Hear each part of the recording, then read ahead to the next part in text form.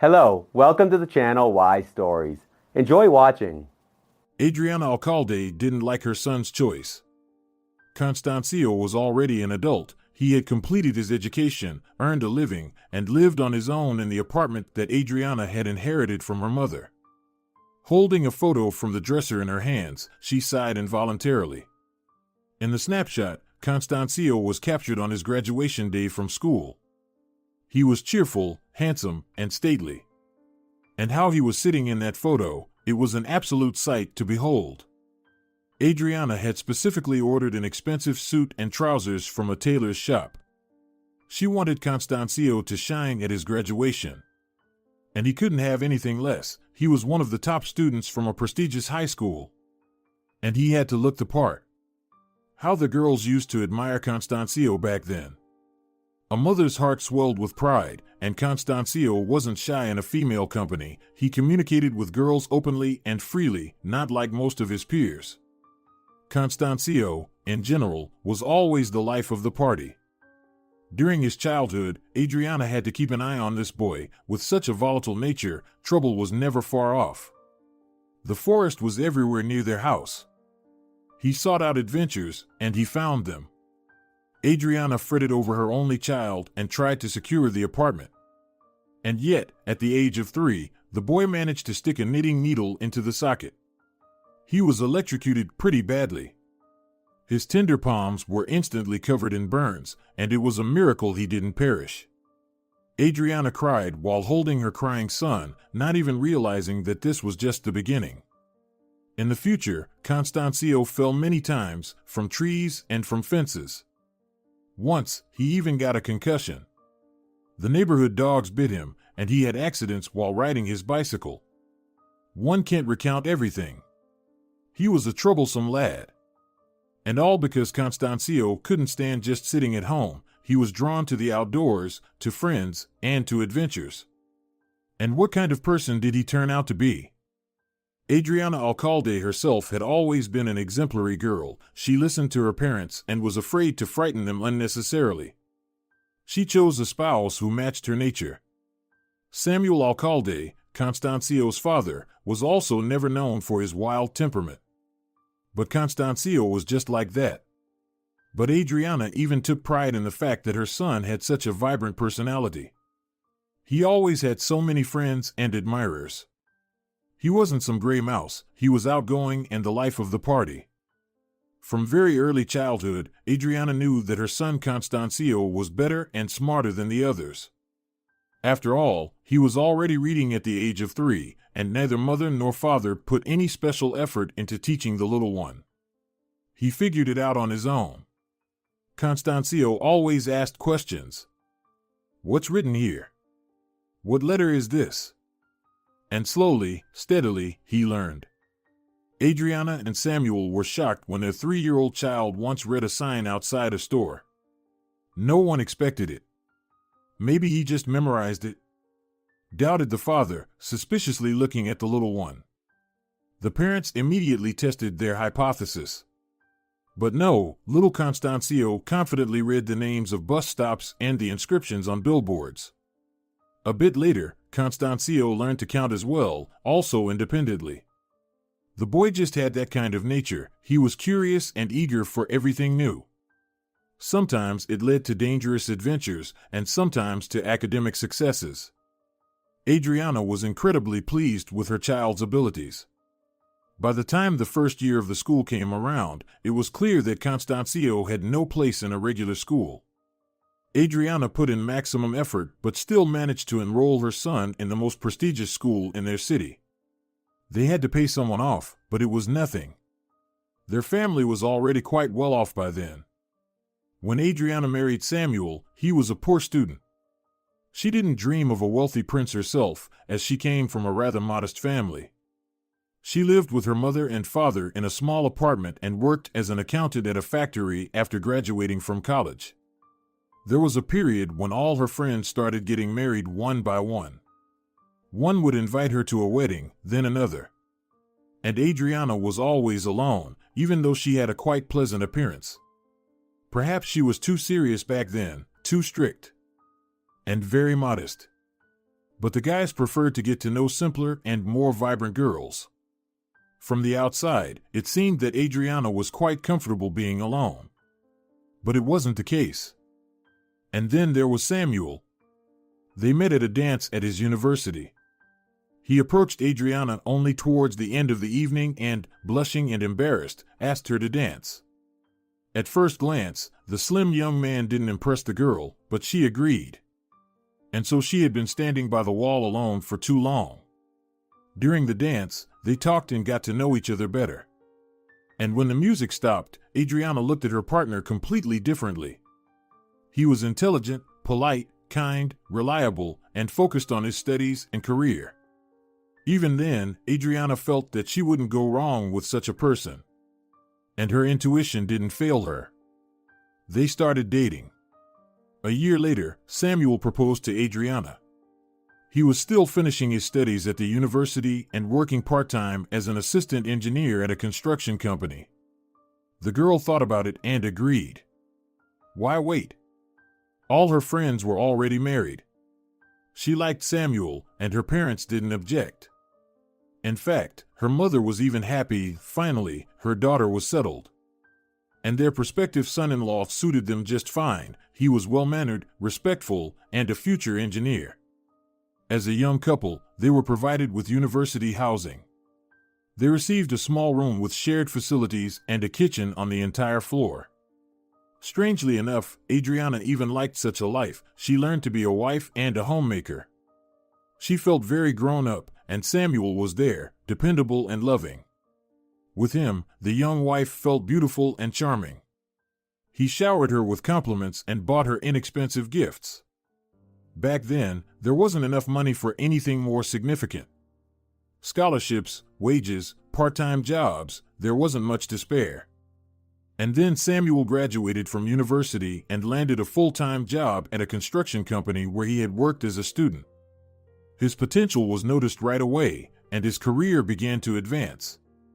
His career growth positively impacted his salary.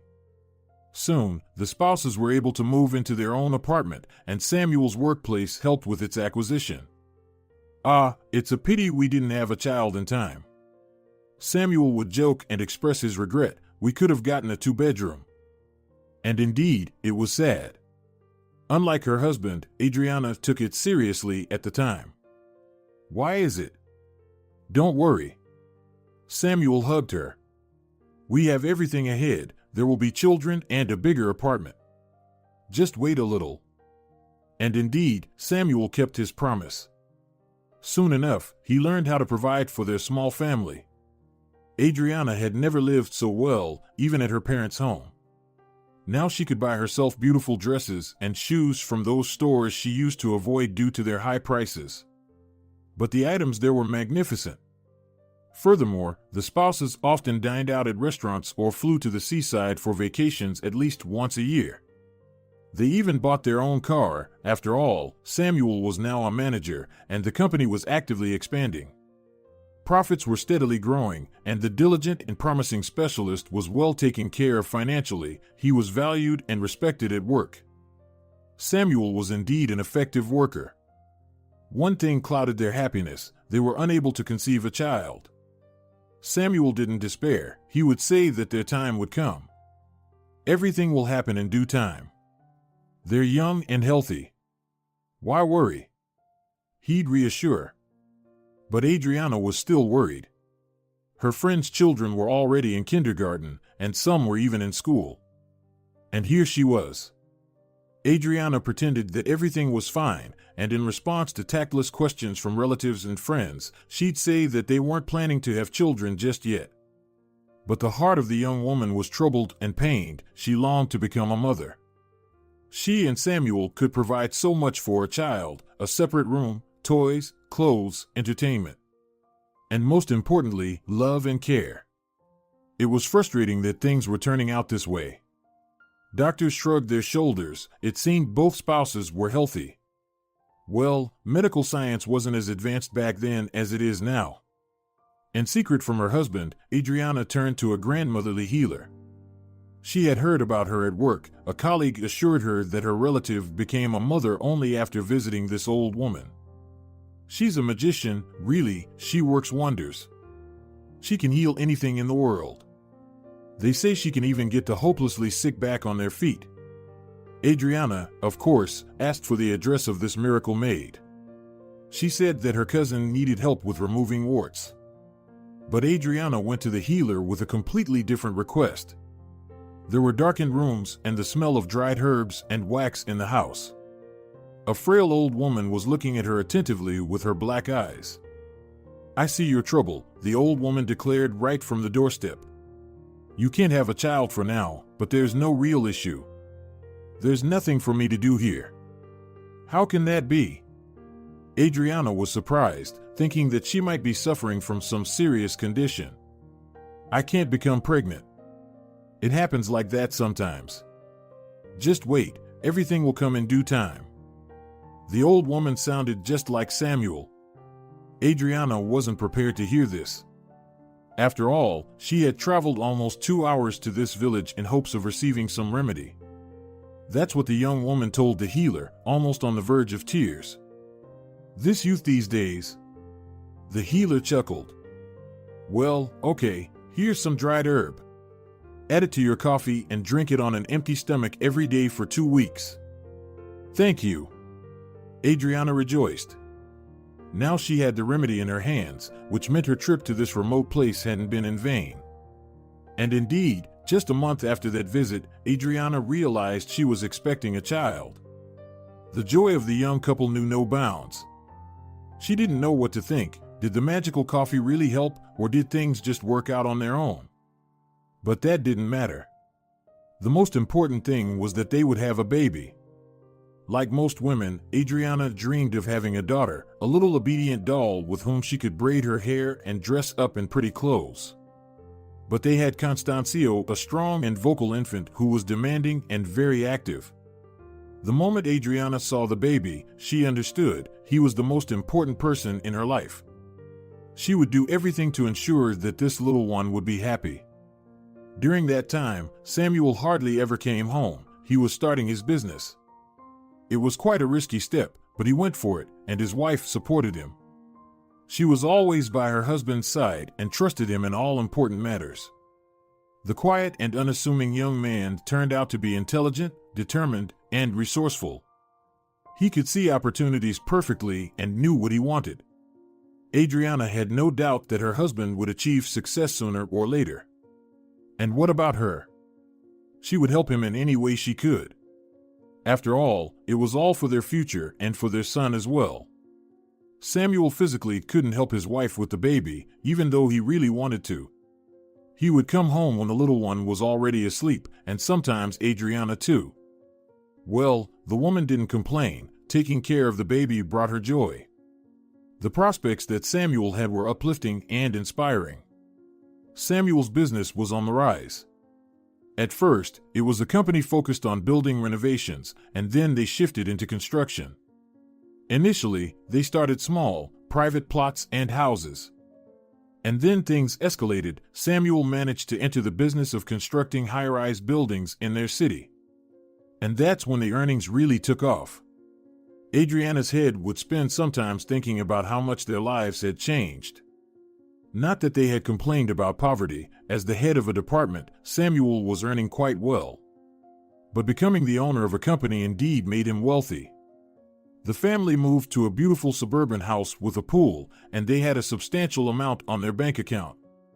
Samuel suggested that Adriana quit her job, but she didn't want to.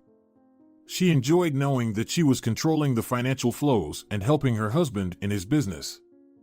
Everything was just wonderful. Constancio grew up, delighting his parents with his academic and sports achievements. The business thrived and brought in profits. The relationship between the spouses was fantastic. They became partners and supported each other. And then, out of the blue, a crisis hit, and competitors took advantage of their vulnerable moment. In short, Samuel lost his company. It happened just as Constancio was finishing school. The man struggled with what had occurred. Adriana understood her husband. After all, the company had been his brainchild, nurtured from infancy, and made strong and prosperous. And now the company was in the hands of their competitors. Adriana wasn't worried about their financial well-being. They had savings, and with Samuel's experience, he wouldn't be left without a job. And that's exactly what happened. Her husband soon found a position at the same company where he had once started. Of course, they hired him for a leadership role. It wasn't his own business, but it wasn't bad either. In some ways, it was even better and more stable. Their standard of living remained the same. Well, to be fair, they no longer had that hefty bank account. It was a pity, but still, a great deal of their money had always gone into developing the business. So Adriana concluded for herself that they hadn't lost anything. And so, they lived well. There was no reason to complain. Meanwhile, Constancio finished school and got into university on a government scholarship. The young man chose his major independently. He wanted to study law. He had always been so determined, self-assured, and fearless. Constancio didn't resemble his father at all. In his youth, Samuel was quiet, unassuming, and serious. He spent most of his time studying. But Constancio managed to do it all. He finished school with flying colors, had girlfriends, and had friends. He was active, cheerful, and handsome. Adriana couldn't help but wonder, how did they manage to raise such a young man? He was just perfect. He was good at everything, absolutely everything. He even got himself into the university. Of course, acquaintances didn't believe it. They thought his father had pulled strings and greased palms. But Constancio did it on his own. He was smart, wowing people with his abilities from a young age.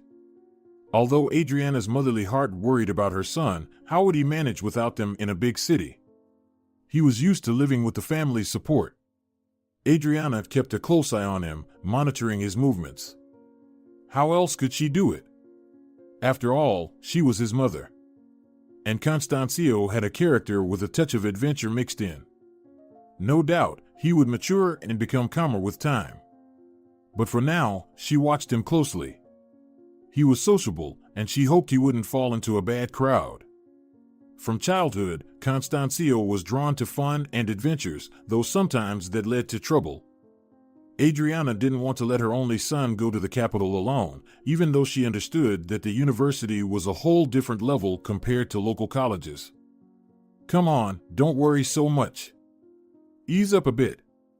Samuel reassured her. Our boy is smart. He got into such a prestigious university on his own. Besides, he's not a little kid anymore. Are you planning on being around him forever? Remember me. I was even younger when I came here from the village. I went to college first, then university. I was a teenager and nothing happened to me. Adriana would just sigh. What's the point of comparing Constancio and Samuel? They had completely different personalities. And her husband doesn't feel and understand their son the same way she does as a mother. Therefore, he's not worried. Of course, Constancio was mature enough for his age, and she had no doubt about his intellectual abilities. But his character worried her.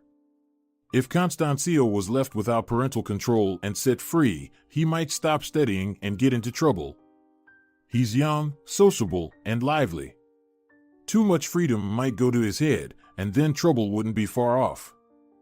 But Constancio nevertheless went to the capital. Adriana was worried and called her son every day. He would jokingly report that everything was going well. He was studying, managing his daily life, and quite content with his life. The mother's heart found some peace for a while. Things seemed to be going fine, and Constancio was managing. Both she and Samuel had succeeded. They had raised an intelligent and responsible son, and he was quite the handsome young man too. The next step was to get him through his education and marry him off. Then they could relax, as their parental mission had been accomplished successfully. Once upon a time, Samuel and Adriana dreamed of having a large family, planning for 2 or 3 children. Financially, they could certainly afford it. However, when Constancio was born, Adriana suddenly realized that she didn't want to divide her attention among multiple children. Even though they had enough money to provide a decent future for several children, she didn't want to divide her attention, love, care, and time among them. You couldn't buy those things in any store. No, Adriana mused, looking at the then still little child. Let Constancio be our only child. It must hurt to see your parents have a new baby and forget about you. It's not the way it really is, Samuel protested. He had grown up in a large family. On the contrary, my siblings and I had fun together. But Adriana stood her ground, and Samuel didn't argue. He was busy developing his business at the time, and the issue of childbirth didn't particularly concern him. And so it turned out that Constancio remained the only child in the family. Adriana regretted this decision for the first time when her son left home. Who would she care about? Who would she cook delicious meals for, iron shirts for, and knit warm socks for? Samuel, as always, was consumed by work. He wasn't particularly fond of care. He wasn't used to being cared for. What if they had another son or daughter? But Constancio was distancing himself, becoming more mature and independent. Before, he used to call every day and share news, or at least happily respond to his mother's calls. Now it was different. Hello, everything's fine, I have to go. Conversations between mother and son rarely lasted longer than a minute. And then Constancio stopped picking up the phone altogether, and communication practically dwindled to nothing. Adriana missed him and worried. How was her dear child doing in that big city that was so far away? Was anyone mistreating him? Constancio sounded so sad, cold, and distant. Adriana shared her concerns with her husband, but he waved them off. It was just another check he had to pass or a project to complete. The man lived for his work, and he worked not only for money but also because he enjoyed what he did. Adriana saw that Samuel was genuinely passionate about his work. As for her, Adriana herself didn't have such a calling. She merely passed the time at the office, waiting for one call after another and eager to return home. She went to work just to be part of a group. Among her colleagues, Adriana found distractions. Her friends shared life stories and discussed news, some sort of social life. After all, who wants to sit at home within four walls all day? What else was there to do? Compared to the child-rearing problems her colleagues talked about, Adriana had a perfect situation. Some had their children expelled from college, others had daughters who got pregnant at 16. But Adriana's situation was great. Constancio was a smart boy. He got into a prestigious university on his own. He was managing his studies and everyday problems. He was simply excellent. Everyone envied Adriana when she spoke about her son. Of course, she didn't share all her worries with her colleagues. After all, they had a certain relationship. She wanted to look better and more significant in their eyes. Adriana didn't tell anyone that Constancio had become reserved and withdrawn. He didn't answer questions, he spoke to his parents coldly, and he only called to ask for money. Something was definitely happening in his life. Even though Samuel brushed off his wife's worries, he had never felt for his son the way she did as a mother. Leave the boy alone. Samuel would get annoyed. He doesn't want to talk to us because you keep bothering him with your care. Constancio deliberately moved far away from us to become independent. Don't interfere. Adriana would just sigh. Maybe Samuel was right about something, but Constancio wasn't all that independent, not in everything. Of course, they still provided for him from start to finish. Life in the capital wasn't cheap, but his parents could afford to make their student son's life as comfortable as possible. They rented an apartment and gave him a monthly sum for living expenses, and that was a substantial amount. Besides, in Constancio's age, Samuel didn't even dream of such pleasures in life. When Samuel was a student, he worked while Constancio could relax and focus on his studies. The problem was that Constancio needed more and more money. His father set a monthly limit for him, an amount that was many times larger than the average salary in the city. Samuel rightfully believed that Constancio should manage with that amount. But he couldn't. Constancio often asked his mother to send him money. He needed to pay for a seminar, or the washing machine broke down, or something else came up. There were always reasons. Just don't tell Dad, Constancio pleaded. Adriana understood her son. He felt a bit embarrassed that his parents were still supporting him despite being an adult. Constancio wanted to appear more independent and responsible in front of his father. Adriana would transfer money from her own salary, and she wouldn't tell Samuel about it, but Constancio asked her to. The fact that they shared this secret pleased her. It somehow brought them closer. After all, Constancio had become quite reserved and secretive, so this was something. During that period, he reluctantly answered questions about his life. Yeah, everything's fine. I'm studying and hanging out with friends. Everything's good. And what about a girlfriend? Do you have one? Mom, I'll figure it out myself, okay? Initially, Constancio would still come to his hometown, but after the third year of his studies, these visits stopped. All communication was reduced to rare and uninformative phone conversations. Adriana was worried, especially since she was almost sure that her son was facing problems. Otherwise, why did he sound so sad? And why did he need so much money every month? Maybe we should visit him unexpectedly? The woman asked her husband. Why? He puzzled. Why meddle in an adult boy's life? You'll just push him away even more. This is just the process of separation. It's normal for boys. Don't interfere. I'm worried about him. Something's not right there. Stop it. Everything's fine with Constancio. If there were problems, we would have known by now.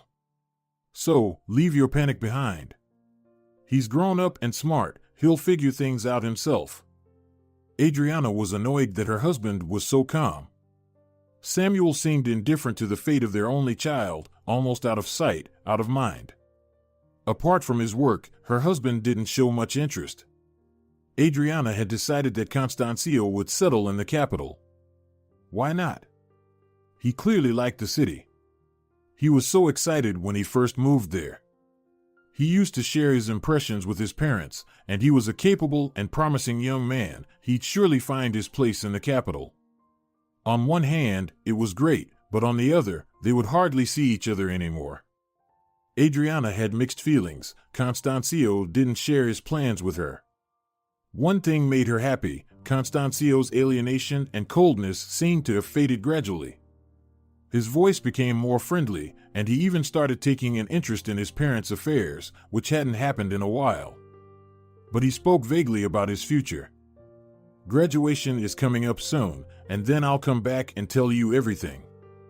There's a surprise waiting for you. The word surprise intrigued and worried her. What had Constancio planned? Well, at least Adriana was beginning to recognize her son again, the cheerful adventurer and joker. Constancio did indeed come back. But not alone, he brought his fiancée. Adriana understood, of course, that her grown son had some kind of relationship. But for it to be this serious, to have a fiancée right away. Valentina didn't make a good impression on his future mother-in-law at first glance. She seemed to be a gray mouse. Despite being from the capital, she dressed modestly and tastelessly. Thin, even somewhat frail. What could have attracted Constancio's attention to her? He had always liked vibrant beauties, and there was nothing special to look at here. Well, Valentina did have beautiful eyes and a decent smile, an open and wide one. But still, the more Adriana got to know Valentina, the more concerned she became. It turned out that the girl came to the capital from some village. She got into a third-rate college and graduated from it. She couldn't find a job in her field of study and found nothing better than becoming a waitress in a bar. That's where she and Constancio met. No, seriously, did you hear that? Adriana whispered indignantly to Samuel when they were alone. Their house was spacious, and Constancio's room was on a different floor, so the younger generation couldn't hear them. Nevertheless, Adriana continued to whisper. I actually like Valentina, she's a good girl. Not like those modern, flashy ones, Samuel agreed. And besides, not everything happens right away. Remember me? I was also a village boy, and then I achieved everything myself. That's the thing, you've achieved everything on your own, Adriana complained. You got into university, worked like crazy, labored. And now this girl wants to ride into a comfortable life on someone else's back. She saw that the boy came from a wealthy family and pounced on him like a piranha. But really, does Constancio have no sense? Can't he see it? There's nothing there to look at. Has she put a spell on him or something? Are you creating panic over nothing again? The main thing is that Constancio likes Valentina. And she doesn't have to please you, you won't live with her anyway. Adriana had to agree with her husband's words. Indeed, next to Valentina, Constancio looked calm and content. He held her hand tenderly, cared for her, and was attentive. Adriana had never seen her son like this before. Girls used to chase after him, and he didn't have to do anything. But it turned out that Constancio could be gallant and considerate, quite a surprising discovery. He really had changed and matured. And his gaze had transformed significantly. Something new had appeared in him, some kind of wisdom. Independent life truly changes people, turning boys into men. And Constancio had already made an important decision. He informed his parents that he and Valentina were going to get married soon. Maybe he'd change his mind? Why get married now? He wasn't the right age. He had just finished university. He should be thinking about his career, not a wedding. But Adriana couldn't find understanding from her husband even here. He reminded her of the past once again. Well, look at you. When did we get married? I was still studying, and we were even younger. Those were different times. Times are always the same. Leave the boy alone, he's grown up now. He has the right to make his own decisions. Constancio and Valentina moved into Adriana's apartment. The living space had been empty and unused anyway. The woman didn't object. It was better for them to live far away. It was getting increasingly difficult for her to feign friendliness towards Valentina. Everything about her future daughter-in-law annoyed Adriana, her way of speaking, moving, dressing, her unpleasant voice, and her plain appearance. What else could she expect from a village girl? A simple girl who suddenly decided to become a princess. Valentina's stories about her family and fate made Adriana depressed. There was nothing to cling to. The girl was born into a large family, and her childhood and youth were spent in the village. She milked cows and worked in the fields. She was a peasant girl, in short, with all the consequences. Clearly, Valentina wasn't known for her intelligence, but she had considerable ambition. Otherwise, she wouldn't have gone to the capital to conquer it. Her education was mediocre. She studied at some unknown college. She worked as a maid in a hotel and later became a waitress at a bar. Adriana realized that the girl's family was in dire straits. Her father had suffered a stroke, and her mother worked alone. Among all of Valentina's siblings, she was the oldest. Her younger brothers and sisters were still in school. So only Valentina could help her parents in any way. And she did help, sending almost all of her earned money back home. The girl's behavior impressed Samuel. However, Adriana thought that Valentina had it good. She shared her salary with her family, and Constancio supported her in that. What a clever girl she was, so cunning. And she still looked like a little innocent flower. A wolf in sheep's clothing. The young couple settled in the city and had no intention of returning to the capital. Valentina no longer worked. She took care of the home and attended some courses. Apparently, she was studying to become a fitness trainer, as she had loved sports since childhood. She intended to earn money. That was Valentina's dream, to train people. Make them healthy and beautiful, she would say. But Adriana understood everything. She had seen these types of women throughout her life. They pretend to be busy, constantly studying something to eventually earn money. They study psychology, then manicures, and in the end, they just live off their wealthy husbands. On the other hand, Constancio quickly found a job, which wasn't surprising given his education. He was hired by a local oil company as a corporate lawyer. His salary was more than good. He had an apartment, he could live and be happy. And that's exactly what the young couple did. They lived together, sometimes met with friends, periodically went on vacation, and seemed quite content. Adriana was relieved that they weren't talking about the wedding. Maybe they'd live together for a while and then go their separate ways. Constancio would open his eyes. After all, he wasn't a child anymore. But Adriana tried to gently convey the true state of affairs to her son. However, he didn't like it when his mother said anything negative about his fiancée. "Mom, Valentina is the best person in the world. She's done so much for me, you can't imagine. Only with her do I feel happy." Had that village girl enchanted him somehow? Adriana was frustrated and irritated, but there was nothing she could do. Constancio's character still showed through. He had a penchant for adventure and a passion for excitement. Calm and quiet, Valentina seemed to balance him out. That was a good thing. Still, Adriana didn't dream of such a daughter-in-law. Although maybe it was still too early to worry? After all, the young people weren't even mentioning a wedding yet. And then it turned out that Constancio and Valentina had been husband and wife for a long time. They had quietly gotten married, not telling anyone, and were living happily. It all came out accidentally. Valentina had finally completed her courses and gotten a job at a local sports club. Out of curiosity, Adriana visited the club's webpage and saw a photo of Valentina, under which there was their last name. The woman called her son and demanded that he explain. "Yes, we've gotten married with Valentina." Constancio didn't try to deny it. "She took my last name. Why didn't you tell us anything?" "Why?" Constancio was clearly smiling. "Why should I unnecessarily worry you? I can see that you haven't accepted Valentina. So we decided to get married and have a celebration just for the two of us. We didn't want a grand ceremony." After this conversation, Adriana was torn and had mixed feelings. Well, what now? How could they do this? What are we supposed to say to people? Ever since she first held him in her arms, the woman had been dreaming of the day when she would celebrate her son's wedding. She had even planned her hairstyle and makeup. And the relatives had been asking for a while when the festive event was going to happen. Everyone was counting on a big celebration, and now this disappointment, it was all Valentina's fault. That cunning girl ruined everything. She knew that the groom's parents were against it and was afraid of an open confrontation. So she had arranged everything secretly. Those villagers, and from a large family at that, weren't lacking in cunning.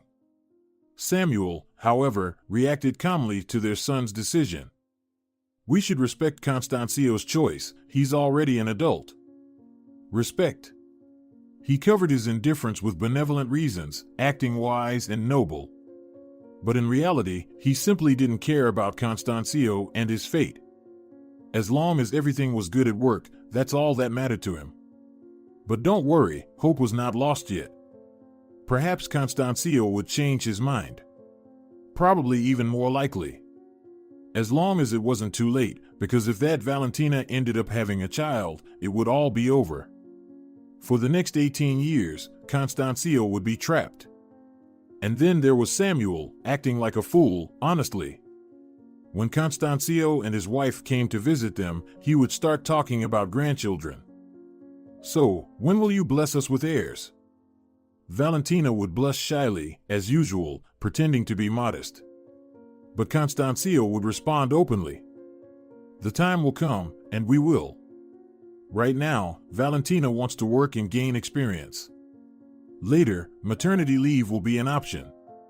Well, at least in this aspect, the mother-in-law agreed with the daughter-in-law.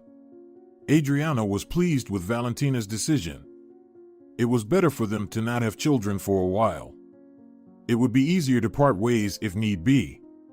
With children, everything becomes more complicated. But it seemed that they didn't intend to break up. Although Adriana did everything in her power from that perspective to help her son see the truth as soon as possible, the woman tried to act delicately. But Constancio was smart. At least when it didn't concern Valentina. He perfectly understood where his mother's intentions were leading. "Do you think this is fair?"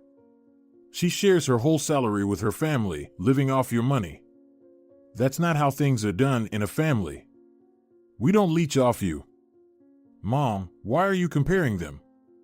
You and Valentina's parents are in different situations. They don't have enough money to support their children. Her father hasn't recovered from the stroke. Valentina's mother takes care of him, works, and looks after the kids. How can we not help in this situation? We and your father didn't get everything handed to us. We worked, struggled, and achieved success together. But her parents lived in a village, had children recklessly, and didn't think about the future. Whose fault is that now? No one's at fault. They're not even asking for anything. We're helping because we want to. Mom, I love Valentina, and I want her to be happy. And how can she be happy if her family is in trouble? Then help them. That's just the psychology of people. Adriana continued to grumble. They get used to living off others, that's all. And children, by the way, learn their parents' way of life. Keep that in mind. Children are always similar to their parents. It's in the genes. What about me? Constancio smiled. He always diffused tense situations with jokes. How did you end up with such a slacker? You are serious, driven individuals. And me? And what about you? You're very talented. You're a bright and charismatic individual, not a loafer. If you were a slacker, you would have dropped out of university and not finished your studies. And you'd be living off your parents' money like a spoiled brat, but look at what you've achieved. I'm still a slacker. Constancio playfully hung his head. If it weren't for Valentina, I don't know where I'd be. Constancio often mentioned that Valentina had saved him at the right time. But what had happened? Adriana didn't know. Her son didn't want to talk about it, and trying to pry into his thoughts was futile. He would close up immediately. But the woman suspected that Valentina had orchestrated some situations and taken advantage of difficulties in Constancio's life. Perhaps she had even orchestrated it herself, then stepped in as the savior. She was quite the strategist. Valentina was a strong and resourceful rival. Constancio shut down conversations about his wife immediately. He was clearly under her influence. But this foolishness couldn't go on forever, could it? Constancio hadn't been unintelligent since childhood.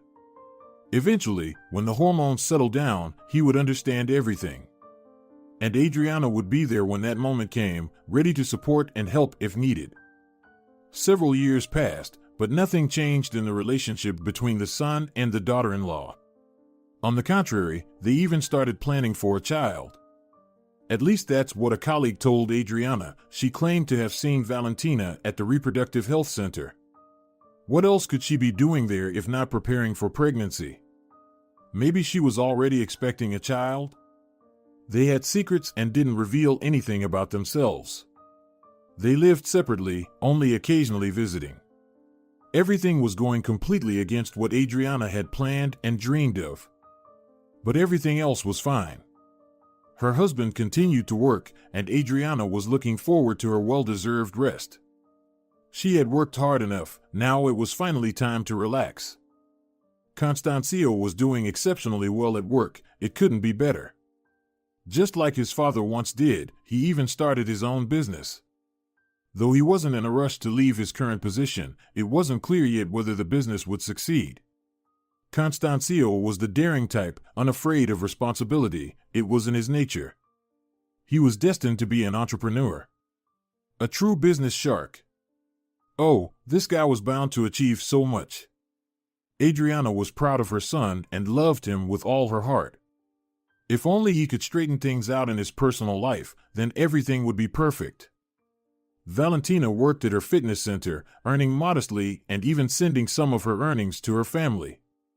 She had settled in well. Now she was even thinking about starting a family, probably to firmly bind Constancio to her. And he, as always, looked at her with tenderness and adoration, showing no signs of growing wiser. That evening, nothing foreshadowed trouble. Samuel was working late as usual. He had a major inspection from the capital going on, and at times, he literally spent the night in the office, like tonight. He set up a couch in his office and laid down to sleep right there, so as not to waste time on the road in the morning.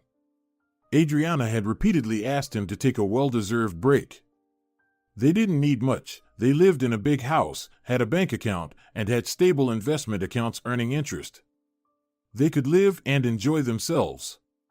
Perhaps they should have started traveling? Living life on their own terms and enjoying the fruits of their labor sounded wonderful. After working so hard all her life, it was time to enjoy herself. But Samuel wasn't like that. He found value in immersing himself in his work, reports, estimates, and new projects. Adriana understood her husband and pitied him. He might suffer a heart attack or a stroke. Still, such workaholism in one's mature years wasn't always a blessing. Adriana was home alone. She watched her favorite TV show, read a book, and then chatted with a friend on the phone for a while. She complained once again about her destitute daughter-in-law and about the stubborn young ones. Just as she pressed the hang-up button, the phone rang again. Adriana initially thought it was the same friend calling back. Perhaps she had forgotten to mention something. But the screen displayed an unfamiliar number.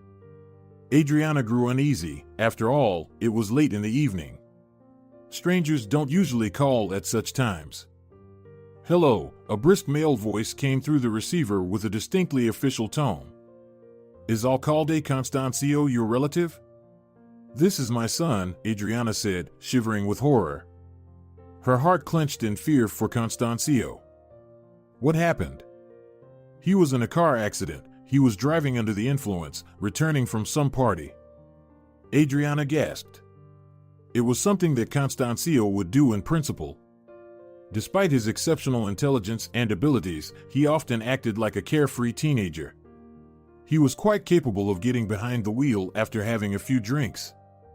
Although both parents had instilled safety rules in him since childhood, but Constancio was Constancio, and that said it all.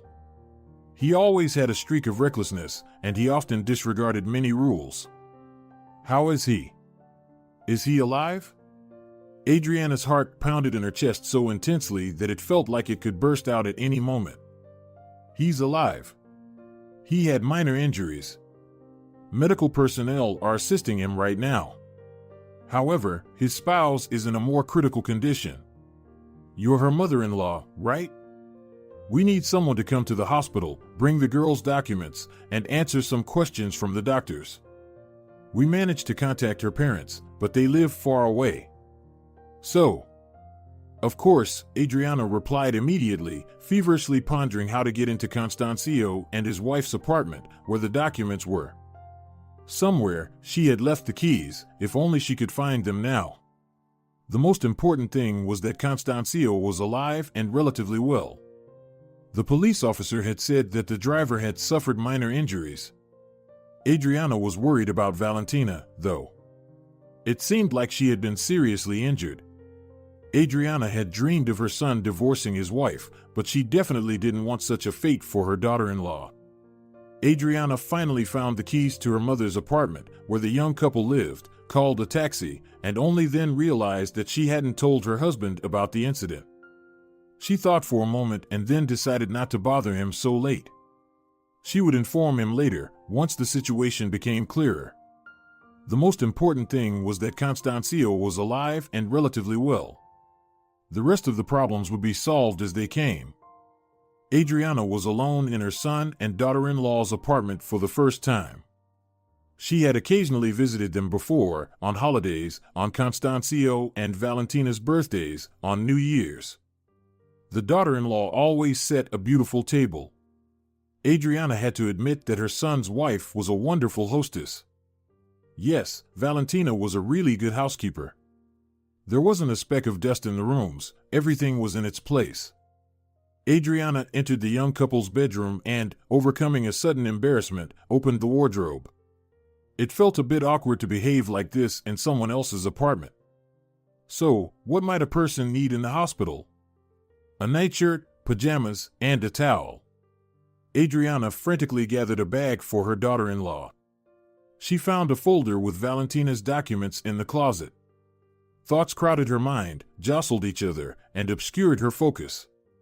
Constancio caused the accident. He's unharmed himself, but his wife. I wonder if it's as serious as the policeman said. Maybe he exaggerated the situation.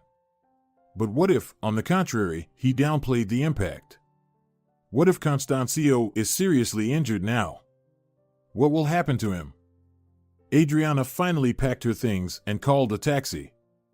It was already late, and the driver quickly brought her to the hospital through the empty streets. In the hospital's lobby, she immediately saw her son. He was sitting on a bench, his head hanging low. He was pale, with bandaged wrists, but alive. Adriana rushed towards him, and they embraced tightly. "Mom, I'm so guilty. I feel guilty that Valentina is on the operating table right now. Her head is injured. The doctors say there's almost no chance.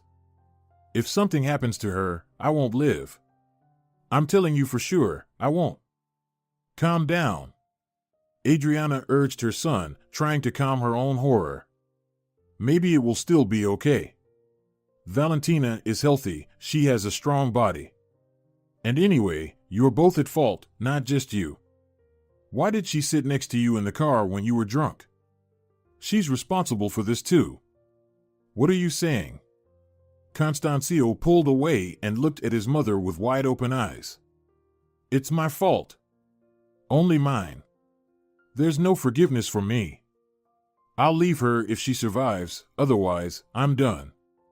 At that moment, a person in uniform approached Constancio. "You have received medical assistance, now you need to go to the department to provide your statement." "I'm coming with you," Adriana exclaimed, suddenly realizing the whole situation. She was afraid for her son. Yes, he was almost unharmed physically, but his mental state left much to be desired. And now they were taking him to the police station. It was unlikely that the police officers would spare the feelings of the person responsible for the accident. "That's unnecessary," the police officer firmly replied. "Outsiders have no business there." Constancio left, and the worried Adriana started looking for a doctor to find out something about her daughter-in-law's condition. No matter how she felt about Valentina, she genuinely felt sorry for the girl. And the once unsympathetic mother-in-law fervently prayed that Valentina would survive. Otherwise, Constancio was too impulsive and might have done something foolish. He was so emotional. Oh, why did he get behind the wheel drunk? The attending physician for Valentina was currently in surgery, fighting for the girl's life with a whole medical team. The paramedic, who was already aware of the situation, mistook Adriana for the injured girl's relative and generously shared the details of what had happened with her. Her husband, this poor girl's guy, drove a car drunk. They say he was going about 200 kilometers per hour when he crashed right into a pole. He managed to get himself out of the impact, but his instincts kicked in, and the full force of the impact hit the passenger seat. Her whole body is injured, that damn scoundrel killed her. And will she survive? Adriana was pricked by harsh words against her son, but she needed to get used to it. Constancio really was at fault. Well, who knows here? It's 50-50. I've been working here for a long time and have seen it many times. Miracles happen. Hopeless cases survive and recover. But it also happens the other way around. Everything seems fine, but a person slips away. Yes, please wait here in the waiting area. Leo Santos will come out to you after the surgery. All right, thank you. The surgery went on for a very long time. Adriana managed to call her husband and tell him everything. Samuel immediately rushed to the hospital. Waiting together somehow felt calmer. Anxiety and fear were divided between them, but soon Adriana asked her husband to go to the police station. Constancio is all alone there, in an unknown condition. Who knows what might happen to him? Her husband nodded and left. Adriana was alone again. Finally, a doctor came out to her, tired and somewhat irritable. Adriana stared intently at his face, trying to understand what news this person was bringing. Are you Valentina's relative? He inquired. Adriana nodded. Well, we've done everything we could. The girl survived the surgery, now it all depends on her body. If she gets through the critical 3 days, she'll live. However, the recovery process will be very long. But there are no guarantees. Is there anything that can be done to increase her chances? We have done everything. We've already utilized all our resources. But we're not in the capital. We don't have that kind of equipment or those kinds of medications. We will get everything, no matter the amount of money. Just tell us. Nothing is needed right now. Just patience, we need to wait. And so began the agonizing days of waiting. Adriana flinched at every phone call. What if it's from the hospital? Constancio was under investigation. The outcome of the case depended on whether Valentina would survive. He couldn't stay in the apartment. Everything there reminded him of his wife. So he was living under his parents' watchful eyes in their home. The young man wasn't eating or drinking, and it seemed he wasn't even sleeping. He had become thin, pale, and emaciated. Constancio was silent, but his mother could see that her son was torturing himself. He blamed himself for what had happened. He reproached and scolded himself. Of course, it was all justified, but it hurt Adriana deeply to see her child in such a state. She couldn't find the words to comfort him. He barely saw or heard anyone. It seemed that the only thing keeping him connected to this world was the possibility that he could be of help to Valentina when she recovered. After all, she would need assistance and rehabilitation. Adriana was setting her son's mind on the fact that he needed to be in good shape when Valentina woke up. They still had to help her get back on her feet. They would need money and strength. But the woman herself wasn't sure if her daughter-in-law would survive. Every day, Adriana called the hospital at least once to ask about the girl's condition. There was no good news. Valentina was experiencing periodic seizures, and her life was literally hanging by a thread. Finally, the critical period passed. Valentina was still alive, but she hadn't regained consciousness. The girl was in a coma. Well, we can't do anything about it, the doctor said, shrugging his shoulders. It's unknown how long such a condition can last. Perhaps the girl will never come out of the coma. But there must be something. We are sustaining her life, following established protocols. We have limited resources in our region, and we are far from modern medicine. So, can't she be transferred somewhere? Will she be helped in the capital? It's worth a try, but there are no guarantees. This is by no means a cheap undertaking. We're not destitute, we'll find the money. I doubt it, the doctor said, shaking his head. The cost is simply astronomical. Transporting a person in such a condition would cost as much as a 3-bedroom apartment in the center of our city. Adriana still asked for an estimate to be prepared for her. Leo nodded in agreement. It will be ready by the evening. They'll give you a call. Until the evening, Adriana lived with hope. The doctor had said there was a chance. She would do everything to ensure her son's happiness and a peaceful future. Who could have thought just a month ago that Adriana would be making such an effort for her daughter-in-law? On the other hand, she pitied the girl. She pitied her deeply, that was true. But Adriana was doing everything she could for Constancio. Her heart turned cold at the thought that her son might harm himself. The amount mentioned in the evening turned out to be astronomical. They weren't destitute, but they weren't multimillionaires either, and the bill was indeed in the millions. It was an unattainable sum for their family, even if they sold all their belongings and emptied their bank account. The hope that had flickered in the morning finally faded completely by evening. Adriana sank helplessly into a chair and covered her head with her hands.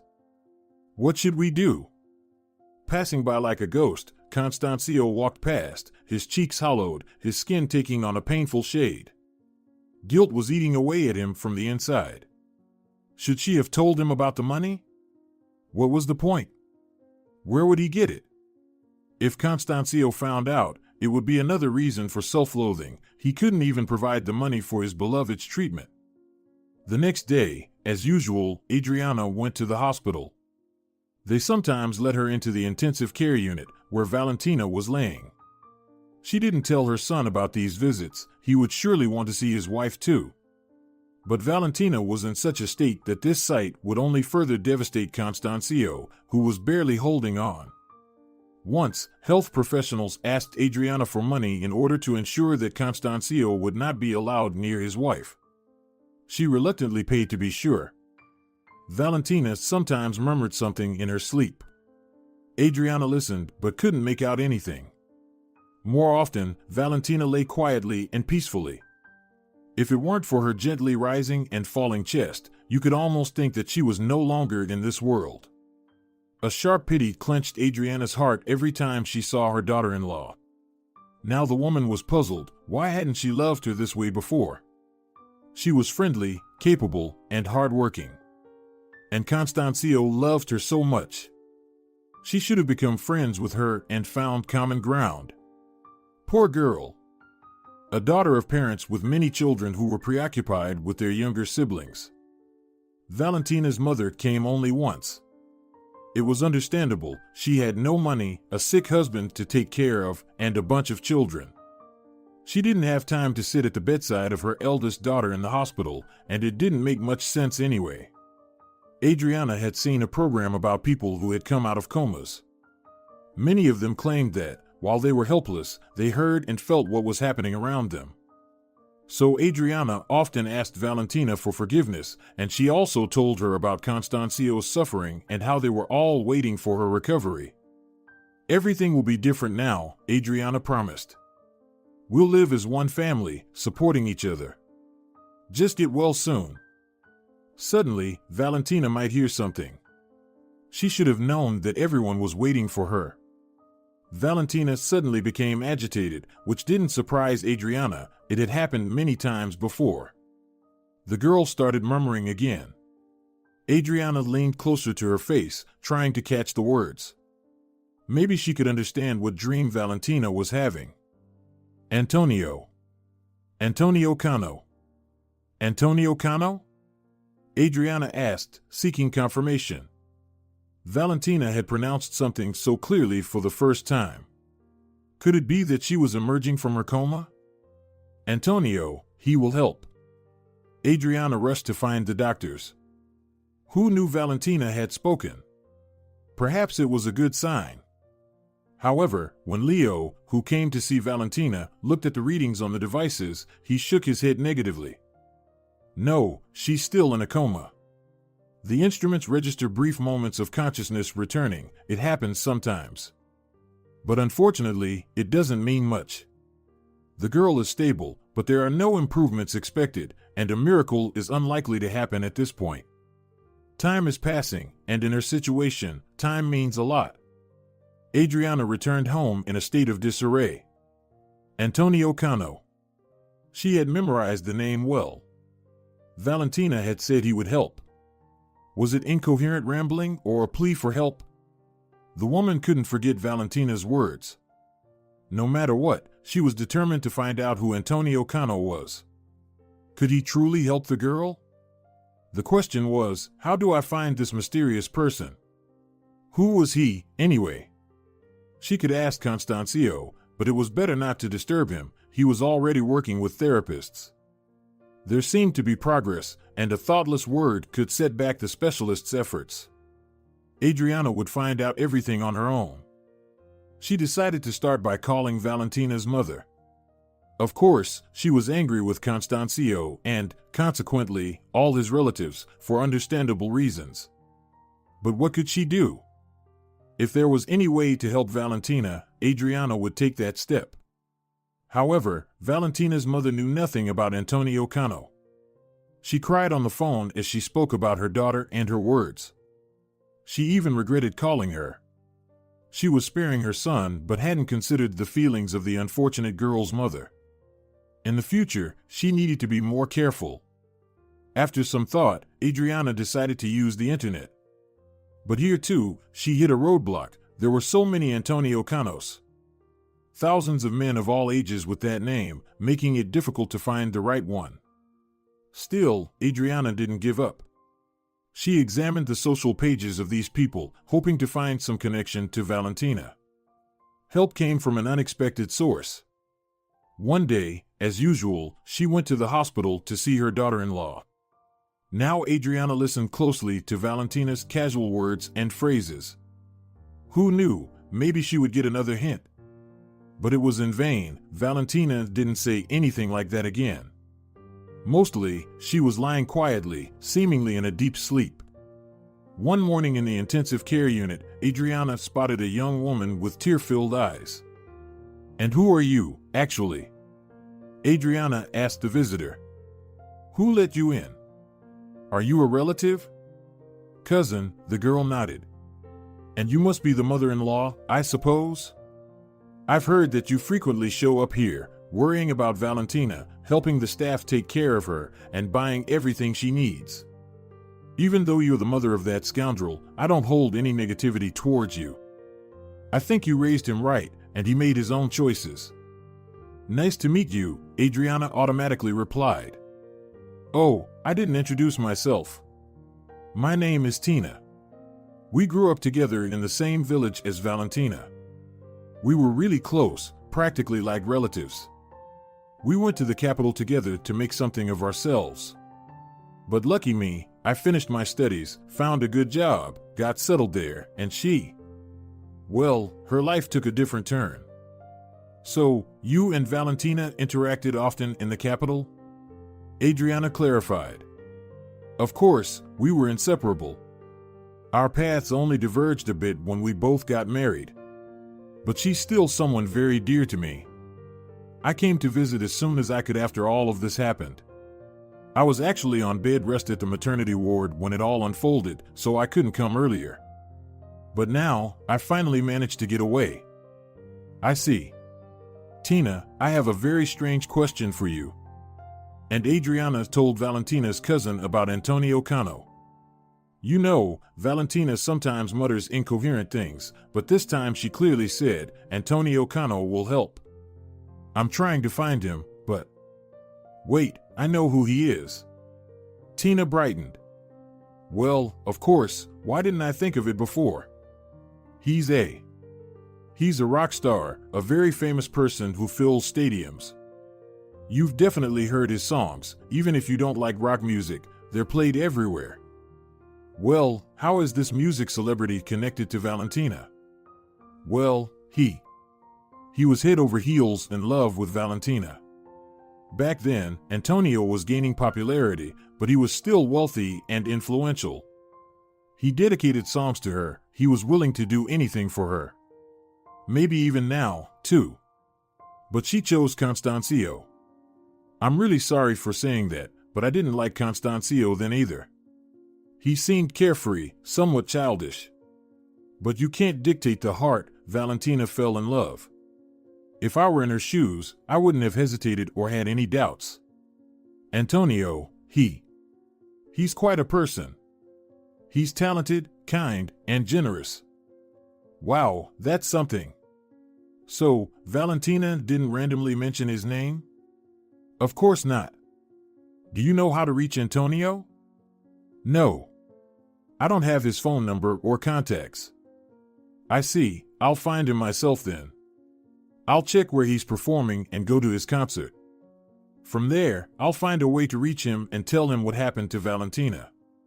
Maybe he really can help." Tina looked at Adriana with admiration. "You're a wonderful person. It's strange that your son turned out the way he did. I would join you, but I need to be with my child."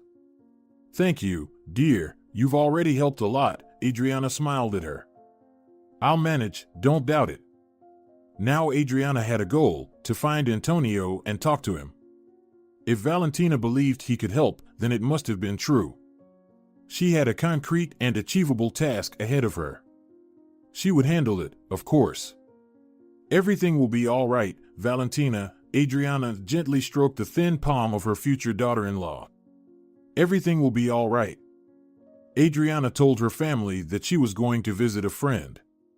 However, she had already bought a ticket for Antonio Cano's performance. He was currently on tour, and his concerts were taking place in the coming days. That's where Adriana would catch him and break through to him, no matter the cost. Samuel was surprised. It's strange, at times like this, you're going to visit a friend.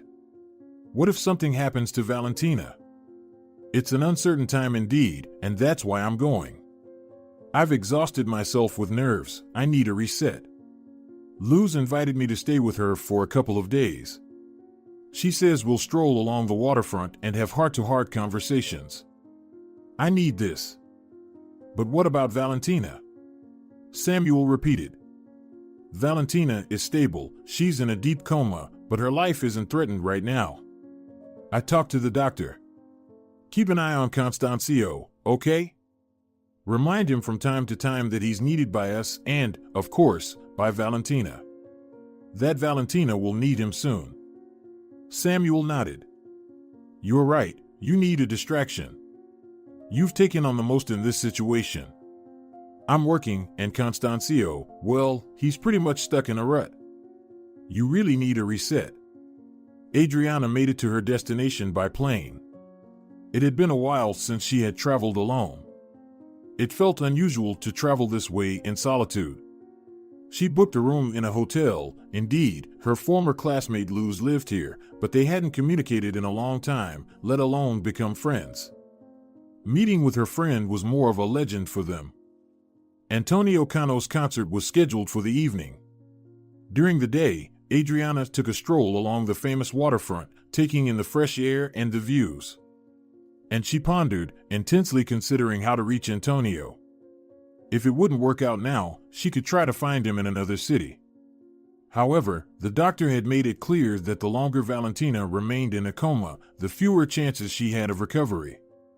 Time was against her, and so to speak, against all of them. What did Adriana want to ask Antonio for? To help with money and to arrange for Valentina to be transferred to a hospital in the capital?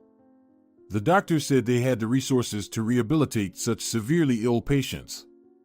In their town, Valentina had practically no chance. She would stay in a coma and slowly fade away. Adriana couldn't allow that. How would Constancio live with such guilt on his shoulders? Yes, it wasn't just about that, of course. While Valentina was in the hospital, Adriana was reconsidering the situation. She recalled certain episodes and increasingly realized that Valentina was indeed a kind, good-hearted girl. There couldn't be a better match for her carefree Constancio. Now, Adriana couldn't understand her own behavior. Why had she suddenly been hostile towards her future daughter-in-law? Why did she want to see the daughter of wealthy parents beside Constancio?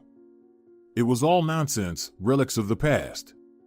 Now, Adriana only felt warm emotions toward Valentina, attachment, tenderness, and sympathy. And of course, she worried greatly about the girl's future. No matter what happens, they wouldn't abandon her. As long as Valentina recovered. In the evening, there was a concert at the local concert hall. It seemed that Antonio was indeed quite popular. Several doors were open for the audience to enter, each with a long line waiting. Adriana joined the queue. The audience was diverse. There were very young teenagers, almost children, and people of a rather mature age. So Adriana didn't stand out.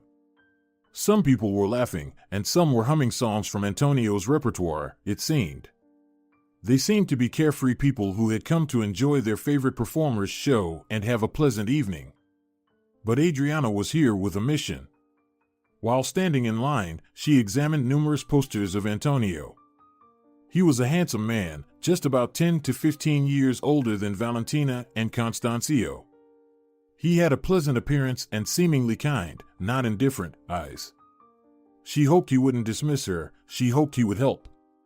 After all, who knows? Maybe Valentina and her cousin sincerely believed in his otherworldly love and genuine feelings. But in reality, Antonio probably had plenty of Valentinas and quite a few more. Adriana sighed. She had put so much hope into this person. There was no one else she could turn to. The concert itself lasted for about 2 hours, and Antonio gave it his all. He exuded an incredible energy that the audience absorbed. They shouted his name, sang along, and danced. Adriana didn't even notice how she got caught up in the collective mood. Strangely enough, she liked the songs. She didn't usually enjoy modern performers. She had her biases against them, which were unjustified. Antonio's songs had everything: meaning, catchy melodies, and a rhythm that charged. Many of the compositions seemed vaguely familiar to her. Of course, Tina had said that Antonio's music was everywhere. She had surely heard his songs before. During the intermission, Adriana went to the nearest flower shop and bought a bouquet there. It was quite expensive. Just in case, she slipped a note inside. Ideally, she wanted to be able to tell everything to Antonio herself. But who knew how things would go? In the note, she briefly outlined Valentina's situation. There were no details, just a request for Antonio to come to the back door of the concert hall at a specific time. She would be waiting for him there. The second part of the concert was as energetically charged as the first. The crowd rejoiced at seeing their idol. Adriana inadvertently absorbed the mood of the people around her. Now, Antonio seemed almost omnipotent to her. He would surely help Valentina. And finally, the opportune moment arrived. The last song played, and people rushed toward the stage. Many were bringing flowers to the performer, some just wanted to shake his hand. Antonio didn't hurry to leave. He seemed to want to interact with the audience too. Several young men in the crowd noticed the elderly woman making her way towards the stage and helped her. Some of them cleared a path through the crowd, while others gently guided her forward. And there she was, by the stage, holding her bouquet, while Antonio looked at her and warmly smiled. This was the moment of truth, and it couldn't have been better. Valentina is in trouble. Adriana shouted loudly. Valentina, who used to work as a waitress in the bar. You met her there once upon a time. The smile slowly faded from Antonio's face, and concern filled his eyes. The elderly woman rejoiced. He remembered the girl. And it seemed that Valentina still meant something to him. Adriana was skilled at reading emotions and could tell that her words had a strong impact on him. Wait here, Antonio requested. Then he rushed to one of the guys on stage, dressed in a black shirt and black pants. Apparently, he was an assistant. Antonio said something to him, and the guy nodded. Adriana was already being pushed away from the stage. Antonio continued interacting with his fans, but his face was no longer as carefree and happy as before. And then, a couple of minutes later, the same guy from the stage approached Adriana. Hello, Antonio asks you to wait for him in the dressing room. Follow me. The dressing room was a huge room with many mirrors and sofas. Bags and clothing items were scattered everywhere. Adriana cautiously took a seat in a chair. Wait here, the escort said politely. Antonio will finish on stage and come back here, but I need to leave. Alone, Adriana spent about 40 minutes there. The crowd still clung to their idol, and then Antonio came. He was tired, his shirt was soaked through, and he looked concerned. He immediately grabbed a bottle of water from the table and almost drank it all in one gulp. After that, he sat across from Adriana and looked straight into her eyes. Let's get straight to the point. What happened to Valentina? She's an important person to me. And Adriana told him. It was hard to admit certain things to this person.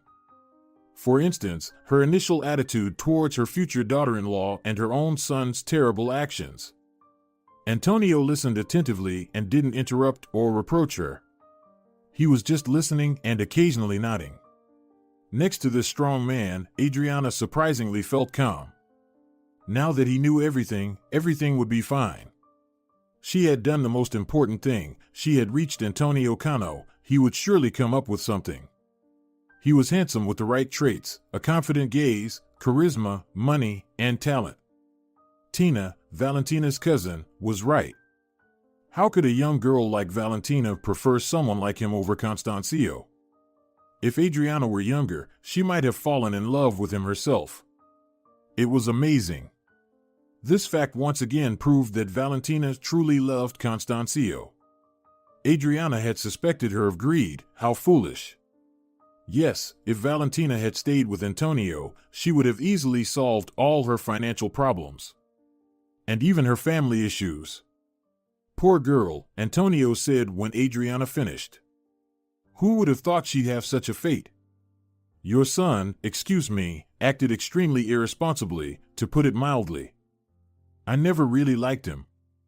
I couldn't understand what Valentina saw in him, but she loved him with all her heart. Maybe she even pitied him somewhere. She has a very kind heart. So, will you help her? Adriana asked. She wasn't planning to defend her son or convince Antonio otherwise. Her goal was quite different. Of course. I don't have that kind of money readily available right now, but I will arrange a charity concert and ask my friends to do the same. We'll have the funds in about 3 days. And I will also arrange the transportation of Valentina and her admission to the clinic. I will find the best doctors for her. We will get her out of this. You're a wonderful person. Tears welled up in Adriana's eyes. She cried out of relief and joy. Could it be that everything had worked out? Could this influential, strong man really save Valentina? Do you know our story? Curly Eve suddenly asked. A light smile touched his lips, instantly brightening his masculine face. In broad strokes, Adriana smiled in response. But I would like to know more. I wasn't as famous back then, but I was already performing and already earning. I already had my own audience. I often went to the Rock Bar. I had many friends there. And I liked the atmosphere. It was an amazing place. But now, unfortunately, it's not the same. Antonio immediately noticed the pretty waitress with wide open eyes. She was special. She radiated some incredible energy. Valentina always smiled at the customers, no matter how tired she was. With just a look or a word, she could calm down a demanding client and make them smile. She was caring, gentle, and considerate. And beautiful, of course. One day, Antonio realized that he intentionally timed his visits to the Rock Bar to coincide with her shifts. She had a strong influence on him. He wanted to see her eyes and hear her voice. Sometimes they exchanged jokes, sometimes they laughed together. But Antonio never dared to openly express his affection. He feared that it might disrupt the ease of their budding relationship. Under the spell of the young, beautiful waitress, Antonio even wrote several songs that quickly became hits. She attracted and inspired him. But the difference in age and social status kept Antonio from confessing his feelings. What if Valentina became scared? If only she had shown some special affection, not just her usual friendliness, Antonio would have been the happiest person in the world. He would have confessed his feelings to Valentina immediately. He could have made her life bright, carefree, and pleasant. But no, Valentina clearly didn't see him as a potential partner. And then Antonio got a competitor, which pushed him towards more decisive actions. It was Constancio, a student. He often appeared at the bar, somewhat unkempt and with a vacant gaze. The young man tried to get drunk to oblivion as quickly as possible, and then someone from his friends would carry his unconscious body to a taxi. Antonio understood well that people don't just get drunk like that almost every day. The young man clearly had some trouble. No worries, he's young, he'll come to his senses. Calm down. Who hasn't been through such things at that age? And maybe this behavior would lead him into trouble, depending on how things went. But Valentina. The beauty Valentina somehow couldn't remain indifferent to the plight of this guest. Antonio watched with envy as she sat next to the guy, stroking his shoulders and saying soothing things. And Constancio, at first, seemed like he didn't even notice her support, but then he started smiling at her, responding to something. Their conversations lasted for hours. Antonio didn't know what they talked about, but he certainly understood where things were heading. A relationship was clearly starting between the young people. And Antonio was definitely not okay with that.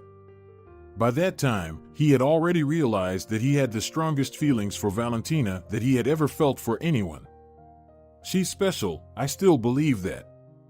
There's no one else like her. Antonio shook his head, looking at Adriana. She simply nodded in response. It was a pity that she herself understood this too late. Her future niece-in-law was truly a wonder, sincere, warm, and kind. Gradually, under Valentina's influence and support, Constancio started to recover. He transformed from a lost, perpetually drunk guy into a very handsome young man, witty, cheerful, and vibrant. He and Valentina started dating, and only then did Antonio decide to act openly. There wasn't much time for contemplation. So one day, he simply asked Valentina to sit at his table, something that had happened before. The girl often sat down with regular visitors, chatted, laughed. She enjoyed socializing. "Well, and I told her everything about myself," Antonio said, shaking his head. "Right then and there. Interestingly, I write songs, including ones about love. I've never complained about a lack of eloquence, but at that moment, I couldn't string two words together. I stumbled and tried to formulate my sentences correctly. And she was sitting there, looking at me seriously, and she didn't say a word. She let me speak and didn't interrupt. It was such a moment, something amazing. Later, I wrote a hit song under the impression of that. I even played it today. The crowd always responds to it with enthusiasm. It must touch people, probably."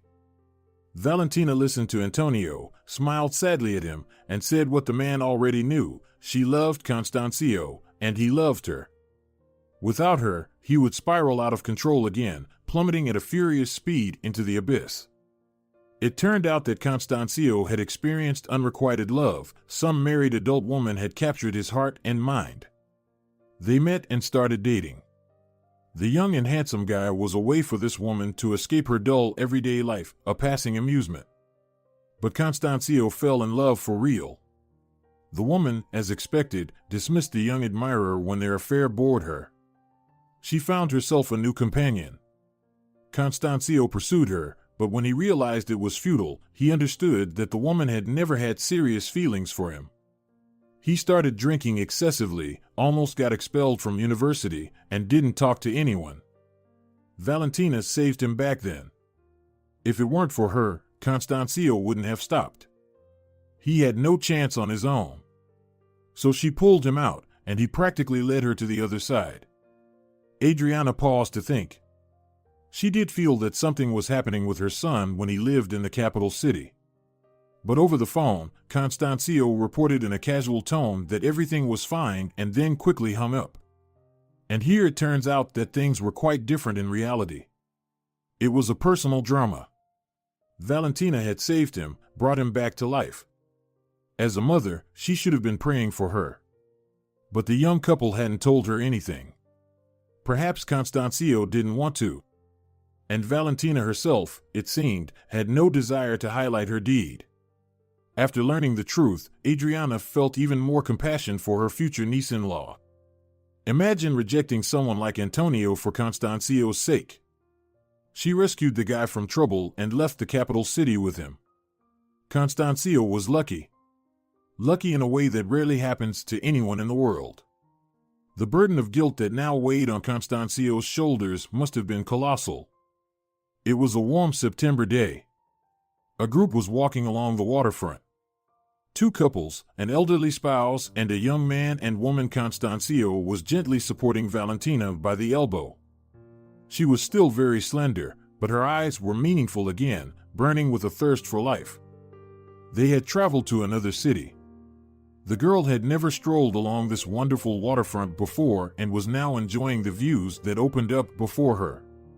Valentina had finally recovered enough to be allowed to travel, not too far and without a change in climate. She was tired of the hospital walls, where she had spent so much time. She longed for change and a different environment, so her family arranged this trip for her. Adriana had chosen the location. Why not? It was nearby, and she herself had been amazed by the waterfront on her previous visit to this city. Even Samuel, leaving all his affairs behind, went with them. Antonio kept his promise. He organized several charity concerts. Musical friends helped him. Many of them did the same. Adriana was very grateful to these people. She had always thought that people like them, these celebrities we see only on TV screens, were capricious and selfish. They didn't care about others' troubles. But look at how it turned out. It seemed that they were kind and sensitive men and women. The necessary sum was collected in record time. Besides everything else, Antonio took care of all the logistics for transporting Valentina and getting her into the right clinic. It wasn't easy, as there was always a long waiting list for doctors who dealt with such cases. People from all over the country flocked to this center, despite the exorbitant fees. They practiced experimental methods here. The project wasn't supported by the government budget, at least not yet, but the results were inspiring. Seeing Valentina on the hospital bed, the mature, strong man almost burst into tears. He looked at her with such tenderness and gently stroked her hands. Adriana's heart broke when she saw this scene. Antonio still had some feelings for Valentina. He had a wife and 2 children, but clearly, something had remained. Adriana and Constancio settled near the medical center where Valentina was now being treated. Samuel went back home. He needed to work. But the mother and son stayed close and visited the patient every day. The day Valentina regained consciousness remained etched in Adriana's memory. In the morning, nothing hinted at such joy. Adriana and Constancio were getting ready for the hospital, as usual, when they received that call. They were asked to come as soon as possible because Valentina had opened her eyes and was trying to speak. As soon as they burst into the room, the girl recognized them. She felt relief at having her loved ones nearby, and then joy. The doctors hadn't provided any guarantees, warning that Valentina might become a completely different person. They even asserted that this was likely. But there she was, the same Valentina, standing before an astonished Adriana and Constancio. There was no doubt, Valentina was still herself. Everything would be fine from now on. Antonio also visited Valentina in the hospital after she woke up. Adriana didn't know what they talked about, nor was it her concern. But she did entertain the thought that the girl might leave for Antonio or simply leave. And why wouldn't she? After what Constancio had done, she had every right to be upset with him. Valentina had almost died due to her husband's recklessness. Adriana could have understood if her future niece-in-law had made such a decision. But Valentina stayed with her husband. She loved Constancio despite everything and harbored no resentment or anger toward him. "I'm to blame too," Valentina said. "I saw that he had been drinking and still sat down next to him. I didn't dissuade him from his dangerous act. I didn't even try. I guess I just wanted to get home as soon as possible. I thought everything would be fine. We both could have died. We're such fools." The recovery was long and difficult. Adriana, Constancio, and even the perpetually busy Samuel were all there for Valentina at that moment. They helped her and supported her. Sometimes they had to make her do exercises through pain and tears and then console her. But the results were impressive. Valentina first sat up, then stood, and eventually started walking. And now she was almost back to her old self, just very weak and not gaining much weight. But the doctors said it would all come back. They praised both the patient and her support group. Constancio changed a lot because of this situation. He became more mature, responsible, and serious. He hardly left Valentina's side now, anticipating her every wish, protecting her. The youthful recklessness, carelessness, and disregard for rules and boundaries were gone. Adriana found great joy in observing this transformation. The accident that could have shattered the lives of so many people became a serious lesson for everyone. Adriana learned a lot about her future niece-in-law and now sees her with completely different eyes.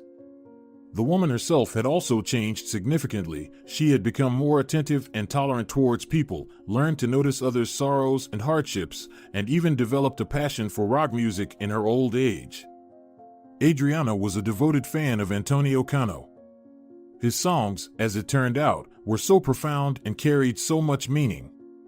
One of Antonio's songs was playing in her headphones at that very moment. Adriana smiled. If you're enjoying it as well, leave a like and subscribe.